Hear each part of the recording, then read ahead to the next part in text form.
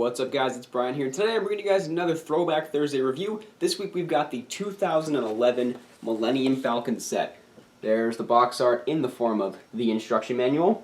The set was number 7965, contained 1,254 pieces, 1,254 pieces, retailed in 2011 for $140 US. Now, this is obviously not the most recent version of the Falcon. We've had 3 playset scale versions since then and a UCS one. However, this is the one that's in my collection, so this is the one I get to do as a throwback review. Without further ado, let's get into the in-depth look. Alright guys, so coming around here for the in-depth look of the Millennium Falcon, and this set has some of the common features that the newer Millennium Falcons do tend to have. So let's see if I can go through this rather quickly and show you each function in a little montage sequence. Alright, the first feature I'm going to show you guys is the cockpit. This is the same cockpit that's been on pretty much every Falcon since like 2005, with the same cockpit piece and the same, well actually it's probably a variant of the print. Little print on the front there as well. You have one computer in the front, some nice tan details, and it does fit Han and Chewie, or Chewie and Han as I just put them in. Nice and snug, so you get 2 minifigs that sit right in that cockpit. There's an identical turret on the top and bottom that does rotate quite a bit. You get some really good movement out of that, as well as a sticker panel up here for the window. This section does in fact open up to reveal 2 gunner's turrets. They're just little seats with levers, however, you can make them work very well as gunner turrets. I'm just getting Luke Skywalker over here. Put him on there, and like you can make the levers come up to his hands, even though that's kind of difficult for me to do right now. And I hate Lego levers with that, just for that one reason. And then you slide him in like that. He looks just like that. And then when you close up the gunner position up there, he looks just perfect. There is an identical turret on the bottom of the Falcon as well. While we're down here, I'll show you the landing gear. They don't retract or anything, but they are down there. I did actually take off some flick missiles that were originally hanging from right here.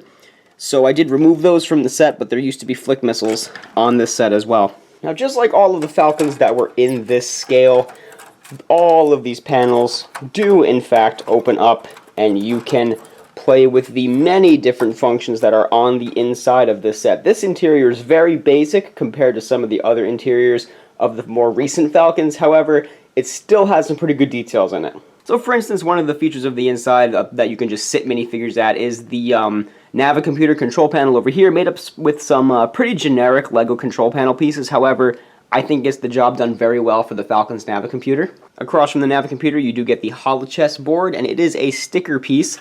This hollow chess board over here is indeed a sticker, and the chairs are just literally Lego brown chairs. Nothing even special over there for the chairs. Going down this hallway, you get a little smuggler's compartment here with a red handle for some reason. It can fit an entire minifigure in there, if I can get Leia to fit in there nicely. Yep, and then she can be smuggled in there without even a trace, and the Stormtrooper walks right over and has no idea she's there. There are 2 beds back here made up of tan pieces, so you can have the characters, if you want to strap them in back here a little bit, you can have them on these beds recovering from something. Like, I think they have Luke in here in in episode 5, Luke's laying on the bed. You can have Chewie lay on the bed as well from, you know, Force Awakens, he's laying back there. 2 very nice bed designs. I like these quite a bit, actually. These little engines and the sticker detailings here and here are meant to represent the hyperdrive with a little red mug on the top over there. There's also some lever detailings over here, which I'm guessing is meant to represent the scene where Leia is working on that, and then Han comes in Empire Strikes Back, and, you know, they share their kiss. So I'm guessing that's what this little section over here is supposed to be. And probably the most interesting feature of this Millennium Falcon is the section over here with the little training robot, as well as the plain old gray helmet that you can put on Luke, who already has the blast shield printed on his face, and you can kind of have him training with the robot over here. So that's a really interesting feature. I like this feature quite a bit over here. Coming back around to the exterior of the Falcon, there are a lot of stickers on this set. Like, all of these pieces up front are stickers, as well as the panels that are kind of over here, the little grills on the top of the Falcon over here and here, all of these little pieces back here, all of these are stickers. And the Falcon does actually have a door that you really can't even see, and you can't even really use down there, honestly. So I'm not even going to bother to show you that. It does have some very nice speckles going all around. This is a very minimalistic Falcon. Not a whole lot of exterior details, but it gets the job done well, especially for an original Trilogy Falcon, which didn't really have a lot of, like, explicit like dirt marks on it or anything like that. So that is pretty much all of the functions of the set. It's so big I can't even fit it in frame. My camera zoomed out all the way. So without further ado, let's go ahead and get into the minifigures. So the set does come with 6 minifigures. However, they are pretty generic figures. Not a lot of them are very interesting figures. However, it does give you a good selection. Starting off with this old Chewbacca figure. Nothing too special about this guy. We've seen him a billion times before they introduced the new mold in 2014. He's got his same old bowcaster, and I don't need to spend a lot of time on this figure. He's just the old Chewbacca figure. Of course, you can't have the Falcon with the scruffy-looking nerf herder pilot, Han Solo, in this one. Another old variant of him. These legs are a dark blue color. The torso is very basic, no pockets printed or anything. Nothing on the back. He has no alternate face, and he's still using the old hairstyle for Han Solo. And he doesn't even have a pistol. He has a full-on blaster rifle. So that's the Han Solo they give you in the set. Another figure that's pretty outdated, but gave me good use in my Kenobi stop motion, is the old Ben Kenobi. He does have an older variant of Ben Kenobi's face, without a lot of scraggle in his beard. He's got the hood, cape, no back printing, but some pretty good torso printing, as well as a blue lightsaber. Love the inclusion of this figure, as well as the inclusion of Darth Vader. So you do get to have the famous lightsaber scene. You can recreate the scene where they're escaping the Death Star, and Obi-Wan is sadly defeated. This is a good version of Vader. It's the second to last version of Vader that they did with this old helmet style.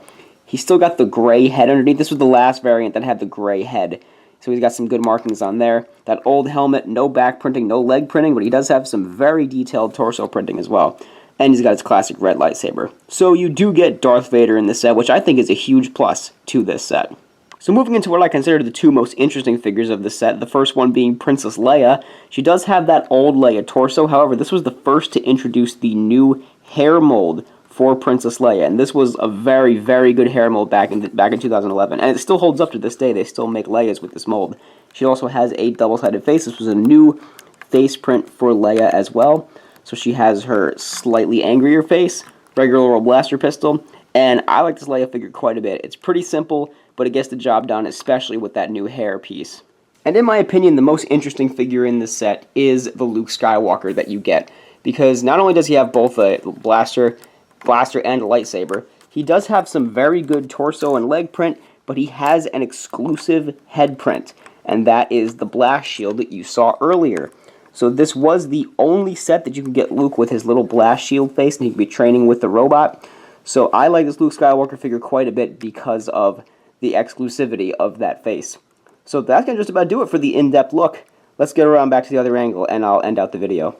So there you have it, guys. That was the in-depth look of the Millennium Falcon set. As far as getting this set nowadays, I don't exactly know why you would want to, because there's been Falcon versions out since then. However, this set will go used for $105 and new for about $210, according to Brickset.com. However, there is a version of the Millennium Falcon that's out right now, the Rise of Skywalker Millennium Falcon, which in my opinion is the best version of this scale Falcon that LEGO's ever done. So that one's $160. So if you want a Falcon set, go for that one, honestly. And these figures, you can find them on Bricklink in their various stages. Like, these are common characters. They've done a lot of variations of each of these characters. So I'm sure you have at least some of them in your collection, some of these characters. However, it is not that hard to find a good Falcon these days. This one will set you back a little bit, but I also don't think it's the best one they've done. They've done 3 versions since then, including the UCS. So I am guessing that a lot of you might have a Millennium Falcon in your collection. I want to know which ones you have down in the comment section below. And that's going to just about do it for this throwback review, guys. Give this video a big thumbs up if you enjoyed. Leave me a comment down below. Again, what version of the Falcon do you have? There's been several. I'm guessing you might have one of them. Let me know in the comments which one you have. And be sure to go ahead and subscribe if you haven't. Thanks, guys, for watching. This has been Brian from Watermelon Studios. Peace out, guys.